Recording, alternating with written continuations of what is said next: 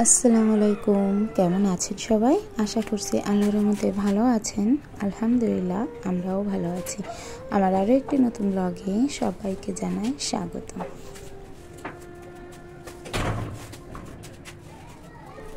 বাড়িতে মিস্ত্রিতে কাজ করলে ঘরের অবস্থা যে কী পরিমাণে নোংরা থাকে সেটা তো আপনারা সবাই জানেন যারা কম বেশি বাড়ির কাজ করিয়েছেন। তো আমার অবস্থাও কিন্তু তার ব্যতিক্রম নয়। আর এই যে সিঁড়ির নিচেটা দেখেন কত পরিমাণে ময়লা জমে রয়েছে। আর এই ময়লাগুলো এখন যদি পরিষ্কার না করি তো মিস্ত্রিতে এসেও কাজটা ঠিকঠাক করতে পারবে না। আসলে ওরা যে সিমেন্ট বালি মশলাটা মাখায় সেটা কিন্তু আমার সিঁড়ির নিচেই মাখায়। তো সে কারণে এই জায়গাটা আগে ভালো করে পরিষ্কার করে গুছিয়ে দিলাম। আর আজকে না সিঁড়িটা কমপ্লিট করে নেবে। অর্ধেকটা কমপ্লিট করেছে কালকে তো দিন পার হয়ে গিয়েছিলো ওইটুকু করতে যেয়ে, আর অর্ধেকটা রেখে দিয়েছে আজকে করে নেবে।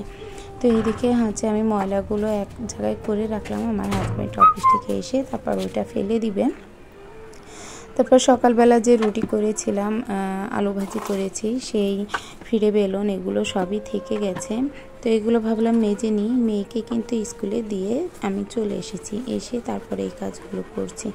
তো ওকে দিয়ে এই যে আসি, একটু তো কষ্ট হয়, মানে হাঁটাহাঁটি করতে তো রোদের ভিতরে বারবার যাওয়া আসাটা করা একটু কষ্ট হয়ে যায়। কিন্তু এই যে একটু গোছগাছ করে নিতে পারলে তারপর সারাটা দিন একটু নিশ্চিন্তে থাকা যায়। রেস্ট তো তেমনভাবে পাওয়া যায় না, কারণ প্রত্যেকটা গৃহিণীরই সেইভাবে রেস্ট হয় না। তো যদি সব কিছু গুছিয়ে গেছে করা হয় তাহলে ওই 2-1 মিনিট যেটা আর কি মনে হয় যে না চিন্তাটা নেই, এই কাজগুলো গুছিয়ে রাখা আছে। তো দেখুন এখানে থালা বাসনগুলো সুন্দর করে মেজে গুছিয়ে নিচ্ছি, নিয়ে তারপরে এগুলো উপর দিয়ে এখন রান্নার জন্য প্রস্তুতি নিতে হবে। আর হ্যাঁ, সকালের খাবারটা কিন্তু আমি এখনও পর্যন্ত খাইনি। গতকালকের বাসি কিছু ভাত ছিল, তো সেই ভাতে আমি একটু পানিতে রেখেছিলাম, পান্তা ভাত করে রেখেছিলাম। তো সেই পান্তাটা আমি এখন খাবো। আর আমার যে খাবার নিয়ে কখনো কোনো সমস্যা হয় না যে আমি এটা খাবো না অথবা ওইটা খাবো না। তো এমন কোনো সমস্যা নেই। এই কারণে আমি পান্তা ভাত অনায়াসে খেয়ে নিতে পারি। আর আমার পান্তা ভাতটা একটু ভালো লাগে, পছন্দ হয় আর কি। প্রত্যেকটা দিন হলেও মানে আমার অরুচি আসবে না এমনটা, কিন্তু সবজি তরকারি এগুলো খেতেই ভালো লাগে না সকালের দিকটাতে। আর সকালের দিকে একটু পান্তা ভাত হলে ভাতটা খাওয়া হয়, কিন্তু গরম ভাত আর তাছাড়া এমনি যে ভাত থাকে ওটাও যদি ঝাল পেঁয়াজ দিয়ে মাখানো হয় তাহলে খাই, আর নয়তো খাই না। তো আগে তো অধিকাংশ টাইমে সকালে না খেয়ে থাকতাম, কিন্তু সবাই বলছে এই টাইমে এইভাবে না খেয়ে থাকলে গ্যাসের প্রবলেম হবে। তো সেক্ষেত্রে আমি এখন সকালের দিকটাতে একটু খাওয়া দাওয়া করি, একটু কম করে খাই। তো আজকে তো যেহেতু পান্তা ভাত আছে, তো এখানে একদম মানে বেশ খানিকটা ভাত নিয়ে নিয়েছি। এটা আমি খাবো, আর দেখি কতটুকু খেতে পারি। নিয়েছি তো অনেক, যদি খেতে না পারি তো বাদবাকি কয়টা মুরগিকে দিয়ে দিব। তো এখানে শুকনো ঝাল ভাজা ছিল, সেই ভাজা ঝালটা নিয়েছি। আর পেঁয়াজ নিয়েছি, নিয়ে লবণ দিয়ে সুন্দর করে সরিষার তেল দিয়ে মাখিয়ে নিয়েছি। খেতে কিন্তু দুর্দান্ত হয়েছে।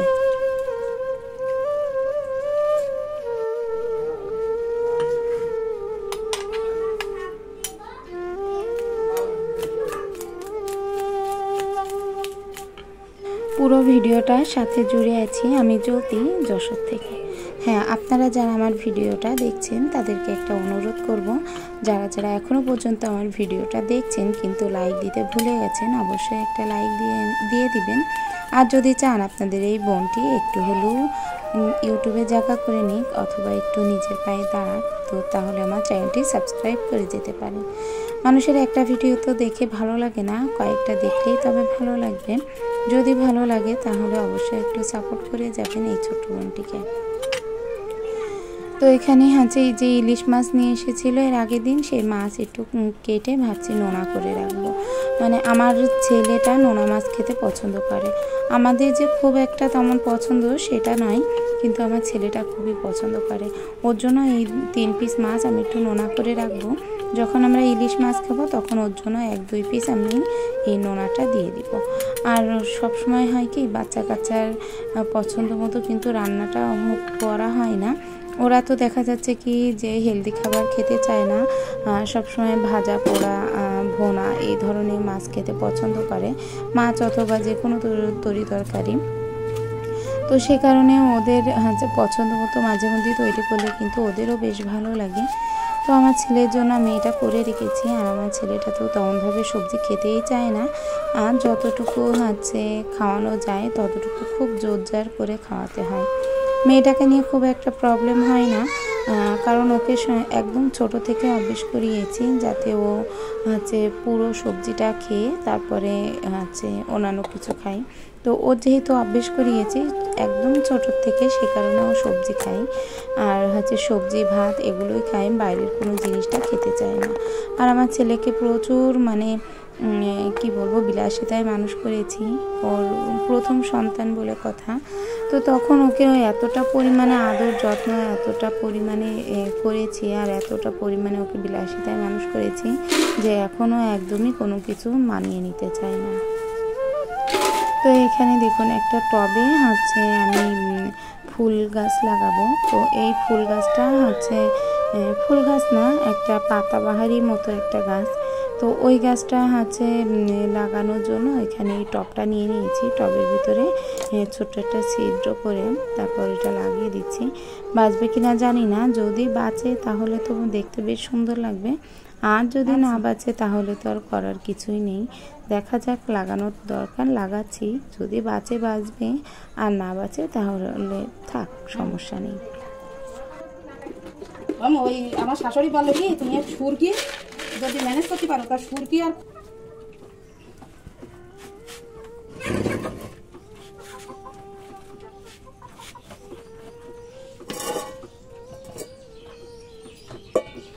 সকালের দিকে এই যে একটু পান্তা ভাত ছিল আর রুটি করেছিলাম। এর ভিতরে আমার ছেলেটা বলেই গিয়েছিল যে আমি একটু খিচুড়ি খাবো।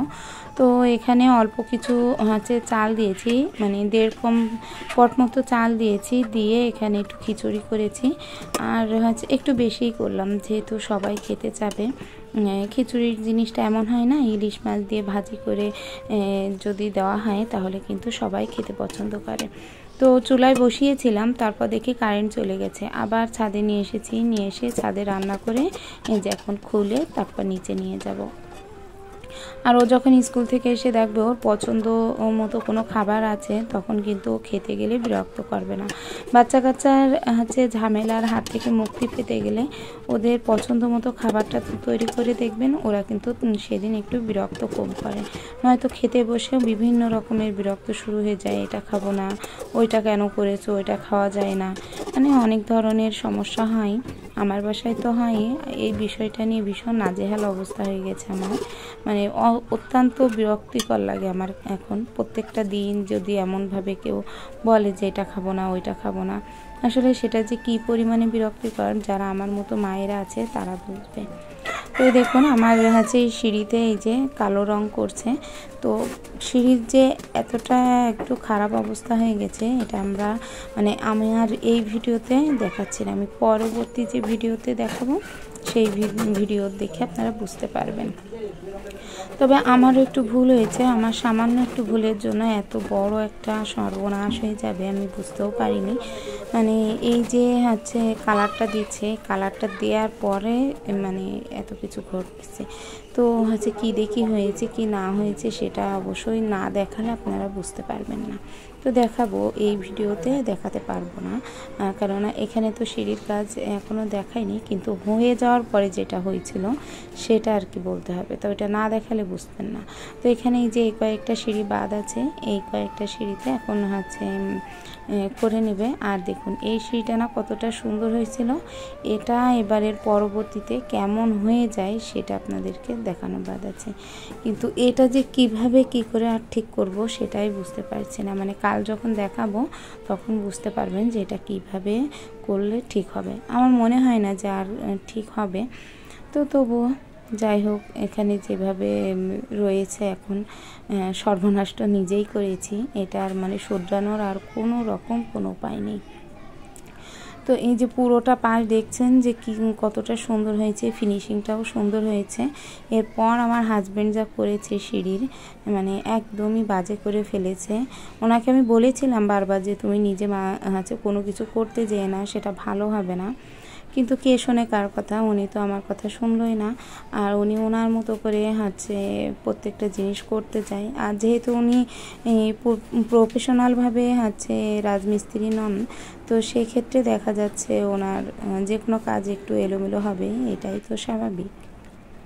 তো সেইটা এদিকে দেখে আসলাম, মিস্ত্রিরাও কাজ করবে। এদিকে রান্নার তোড়জোড় শুরু হয়ে গেছে। আগের দিন লাল শাক নিয়ে এসেছিল 2 আটি। তো লাল শাক বেছে বাছতে যেয়ে দেখে 1 আটি পুরোটাই নষ্ট। তো 1 আটি ধরেই ফেলে দিলাম, আর 1 আটি একটু নিতে পেরেছি। তো এখান থেকে অনেক বেছে ফুটে তারপরে এই শাকগুলো নেওয়া গেছে। তো আজকে রান্না করব এই লাল শাক, আর একটু করব ঘুগনি, বুটের ঘুগনি, বুটের ডালের ঘুগনি। তো আস্ত বুট ভিজিয়ে রেখেছিলাম, ওটা আবার আমি যে ছোট্ট যে নতুন প্রেশার কুকারটা কিনেছিলাম, সেই নতুন প্রেশার কুকারটাই রান্না করব। তো ওই নতুন প্রেশার কুকারটা আমার এতটা সুবিধা হয়েছে। আমরা যে বড় বড় জিনিস কিনি না, তো এই বড় বড় জিনিসগুলো দেখা যাচ্ছে অনেক ক্ষেত্রে আমাদের ব্যবহার করার কাজে লাগে না। আর এই দেখুন, এই ছোট্ট প্রেশার কুকারটা আমার অনেক উপকারে লাগে। এতটা উপকার হয়েছে, এই যে অল্প একটুখানি বুট আমি কিন্তু চটজলদি সিদ্ধ করে নিয়েছি। আর বড় পাত্রটা না, নাড়াচাড়া করতে গেলেও ঝামেলা, মাজতে গেলেও ঝামেলা। তো এটা আমার ঝটপট হয়ে যায়, আর আমি ঝটপট যে কোনো কাজ করে নিতে পারি।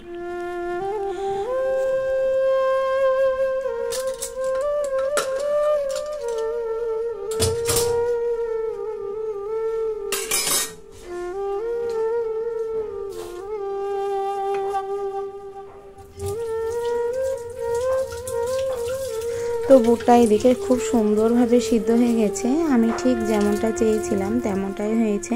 এদিকে একদম চাপ দিলে সিদ্ধ হয়ে গেছে, আর একটু আস্তে আস্তেও রয়েছে। ঠিক এমন বুটই আমি চাচ্ছিলাম যে এমনটাই হবে, যে চাপ দিলে একদম মোমের মতো গলে যাবে, কিন্তু আস্তে আস্তে থাকবে। একদম পারফেক্টভাবে সিদ্ধ হয়েছে। আর আমার না এতটুকু প্রেশার কুকারে একদম এই প্রথম রান্না করা। এর আগে কখনো অভিজ্ঞতা ছিল না, আর আমি ভাবছিলাম যে পানি কতটুকু দিব কি না দিব বুঝতে পারছিলাম না, কিন্তু অনুমান করে দিয়েছি, কিন্তু একদম সঠিক হয়েছে। 1 ফোঁটা পানিও বাইরে ছিটকে আসেনি। তো আমার এই প্রেশার কুকারটা 1.5 লিটার, 1.5 লিটারের একটা প্রেশার কুকার। তো ওই প্রেশার কুকারটা সত্যিই ভীষণ ভালো লেগেছে আমার। আর একটা ইচ্ছা আছে কেনার, তো এইগুলো না, সেগুলো অন্যরকম। তো যদি কখনো কিনি তো সেগুলো তো অবশ্যই শেয়ার করব। তো এখানে ঘুগনির জন্য পেঁয়াজ রসুন কুচি করে নিয়েছি, আজকে আর বাটি নিই, একটু কুচি করে নিয়েছি। নিয়ে এখানে দিয়ে দিয়েছি চাট মশলা, তারপরে জিরে গুঁড়া, গরম মশলা গুঁড়া, লবণ, হলুদ, শুকনো ঝাল গুঁড়া, তারপর চটপটির যে মশলা সেটা দিয়ে দিলাম। দিয়ে সুন্দর করে এটা মশলাটাকে ভুনা করে নেব। মশলাটাকে ভুনা করে নিয়ে তারপর চটপটিটা দিয়ে দেব। এইভাবেই হয়ে যাবে সিম্পলভাবে বাসায় তৈরি চটপটি। তো ঘুগনি অথবা চটপটি যে যেটাই বলে। তো আমার বাসায় এটা খেতে কিন্তু সবাই ভীষণ পছন্দ করে, আমার হাজব্যান্ড থেকে শুরু করে আমার বাচ্চা সবাই পছন্দ করে। আর এই ঘুগনিটা আপনি লুচির সাথে, রুটির সাথে, অথবা শুধু যে কোনোভাবে খেতে পারেন। ভাতের সাথে খাওয়া যায় কিনা বলতে পারবো না, আমি কখনো এরকম আস্ত গুড় ভাতের সাথে খাইনি। আর আমার মনে হয় বেশি এই যে চটপটির মশলা, চাট মশলা যেটা দিয়েছি, এটা ভাতের সাথে এটা লুচি তরকারি, লুচির সাথে অথবা রুটির সাথে, পরোটার সাথে খেতে বেশ ভালো লাগে। তো এইদিকে আমার রান্নাটা প্রায় হয়ে গেল, আর কারেন্টেই রান্না করছি, কেননা আমার শরীর কাজ চলছে, ছাদে যাওয়া সম্ভব নয়। সকাল থেকে যতক্ষণ অন্যরা অন্য পাশে কাজ করছিল, ঠিক ওই মুহূর্তে আমি সকালে খিচুড়িটা করে নিয়েছি। আর এইদিকে রাইস কুকার অল্প একটু সাদা ভাত উঠিয়ে দিয়েছি, আর আমার রান্না কমপ্লিট হয়ে গেছে। এখন ঘুগনিটা দিয়ে নিব, আর বাচ্চা খেতে দিব।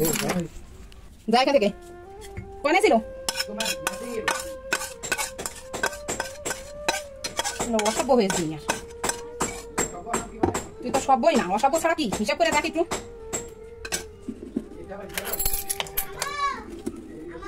কি 100 পেয়েছো বলে দেন তা চটপটি এটা এই চটপটি ওই যে নাড়ায় না, ওখানে ভিডিও চলছে। ও চটপটি চটপটি চটপটি চটপটি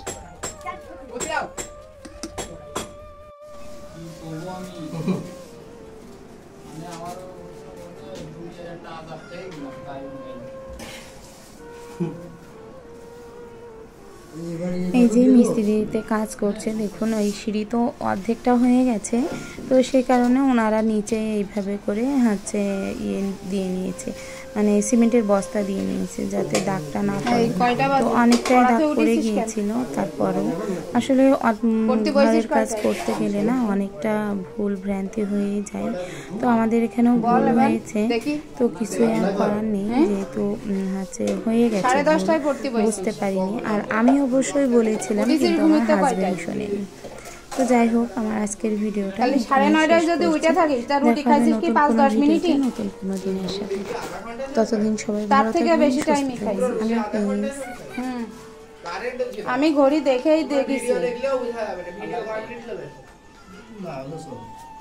আমার ভিডিও চলছিল না তো তখন। কিসের ভিডিও চলছিল?